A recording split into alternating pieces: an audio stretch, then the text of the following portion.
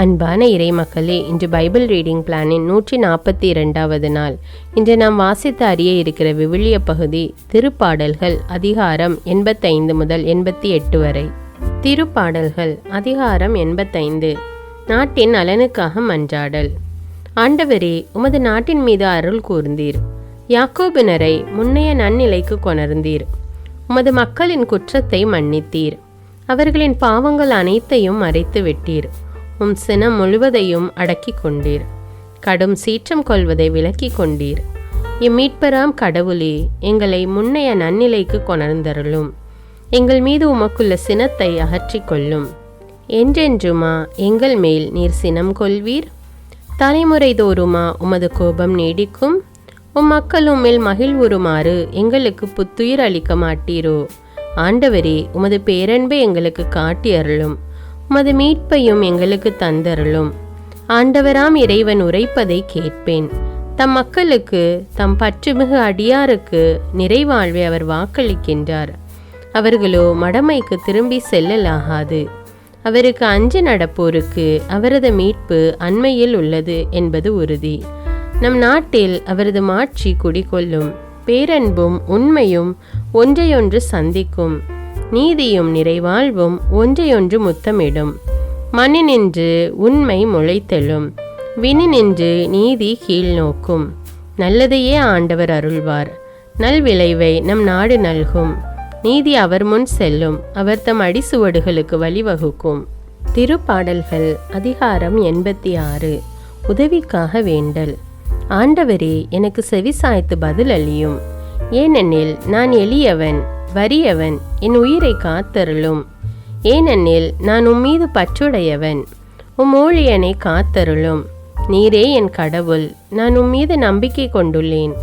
என் தலைவரே, என் மேல் இரக்கமாயிரும். ஏனெனில் நான் முழுவதும் உம்மை நோக்கி மன்றாடுகிறேன். அடியானின் மனதை மகிழ செய்யும். என் தலைவரே, உம்மை நோக்கி என் உள்ளத்தை உயர்த்துகின்றேன்.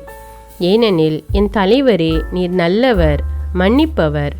உம்மை நோக்கி மன்றாடும் அனைவருக்கும் பேரன்பு காட்டுபவர். ஆண்டவரே, என் வேண்டுதலுக்கு செவி கொடும். உதவியை நாடும் என் குரலை கேட்டருளும். என் துன்ப நாளில் உம்மை நோக்கி மன்றாடுகின்றேன். நீரும் எனக்கு பதில் அளிப்பீர். என் தலைவரே, தெய்வங்களுள் உமக்கு நிகரானவர் எவரும் இல்லை. உமது செயல்களுக்கு ஒப்பானவை எவையும் இல்லை. என் தலைவரே, நீர் படைத்த மக்களினத்தார் அனைவரும் திருமுன் வந்து உம்மை பணிவர். உமது பெயருக்கு மாட்சி அளிப்பர். ஏனெனில் நீர் மாட்சி மிக்கவர், வியத்தகு செயல்கள் புரிபவர். நீர் ஒருவரே கடவுள். ஆண்டவரே, உமது உண்மைக்கேற்ப நான் நடக்குமாறு உமது வழியை எனக்கு கற்பியும். உமது பெயருக்கு அஞ்சுமாறு என் உள்ளத்தை ஒருமுகப்படுத்தும். என் தலைவரே, என் கடவுளே, என் முழு இதயத்தோடு உம்மை புகழ்வேன். என்றென்றும் உமது பெயருக்கு மாட்சி அளிப்பேன். ஏனெனில் நீர் என் மீது காட்டிய அன்பு பெரிது. ஆழமிகு பாதாளத்தினின்று என் உயிரை விடுவித்தீர். கடவுளே, செருக்குற்றோர் எனக்கு எதிராய் எழுந்துள்ளனர். கொடியோர் கூட்டம் என் உயிரை பறிக்க பார்க்கின்றது. அவர்களுக்கு உம்மை பற்றிய நினைவே இல்லை. என் தலைவரே, நீரோ இரக்கமிகு இறைவன், அருள் மிகுந்தவர், விரைவில் சினமுறாதவர், பேரன்பும் உண்மையும் பெரிதும் கொண்டவர்.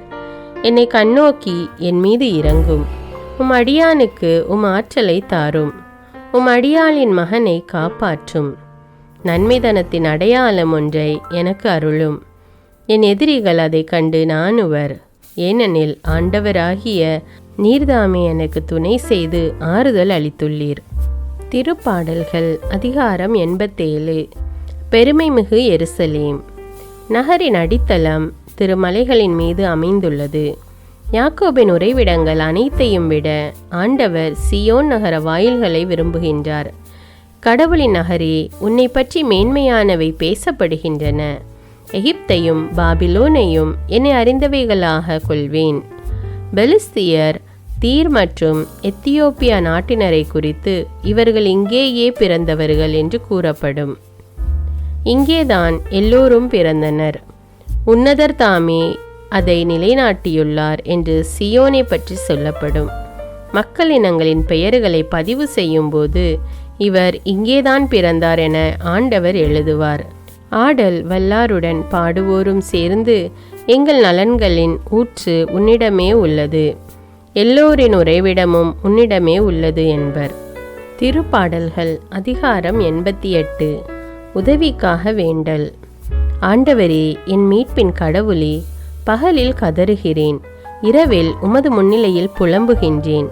என் மன்றாட்டு திருமுன் வருவதாக. என் கூக்குரலுக்கு செவிசாய்த்தருளும்.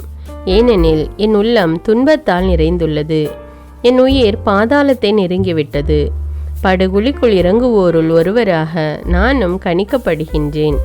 வலுவிழந்த மனிதரைப் போல் ஆனேன். இறந்தோருள் ஒருவராக கைவிடப்பட்டேன். கொலையுண்டு கல்லறையில் கிடப்பவர் போல் ஆனேன். அவர்களை ஒருபோதும் நீர் நினைப்பதில்லை. அவர்கள் உமது பாதுகாப்பு நின்று அகற்றப்பட்டார்கள். ஆழமிகு படுகுழிக்குள் என்னை தள்ளிவிட்டீர். காரிருள் பள்ளங்களுக்குள் என்னை கைவிட்டு விட்டீர். உமது சினம் என்னை அழுத்துகின்றது. அலைகள் அனைத்தும் என்னை வருத்துகின்றன. எனக்கு அறிமுகமானவர்களை என்னை விட்டு விலக செய்தீர். அவர்களுக்கு என்னை அருவருப்பாக்கினீர். நான் வெளியேற இயலா வண்ணம் அடைப்பட்டுள்ளேன். துயரத்தினால் என் கண் மங்கி போயிற்று. ஆண்டவரே, நாள்தோறும் உம்மை மன்றாடுகின்றேன். உம்மை நோக்கி என் கைகளை கூப்புகின்றேன். இறந்தோருக்காகவா நீர் வியத்தகு செயல்கள் செய்வீர்? கீழுலகின் ஆவிகள் எழுந்து உம்மை புகழுமோ? கல்லறையில் உமது பேரன்பு எடுத்துரைக்கப்படுமா? அழிவின் தளத்தில் உமது உண்மை அறிவிக்கப்படுமா? இருட்டினில் அருஞ்செயல்கள் அறியப்படுமா? மறதி உலகில் நீதி நெறி உணரப்படுமா?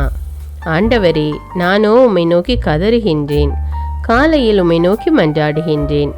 ஆண்டவரே, என்னை ஏன் தள்ளிவிடுகின்றீர்? உமது முகத்தை என்னிடமிருந்து ஏன் மறைக்கின்றீர்? என் நிலைமை முதல் நான் துன்புற்று மடியும் நிலையில் உள்ளேன். உம்மால் வந்த பெருந்திகிலால் தளர்ந்து போனேன். உமது வெஞ்சினம் என்னை மூழ்கடிக்கின்றது. அச்சந்தரும் தாக்குதல்கள் என்னை அழிக்கின்றன. அவை நாள் முழுவதும் வெள்ளப்பெருக்கென என்னை சூழ்ந்து கொண்டன. அவை எப்பக்கமும் என்னை வளைத்து கொண்டன. என் அன்பரையும் தோழரையும் என்னை விட்டு அகற்றினீர். இருளே என் நெருங்கிய நண்பன்.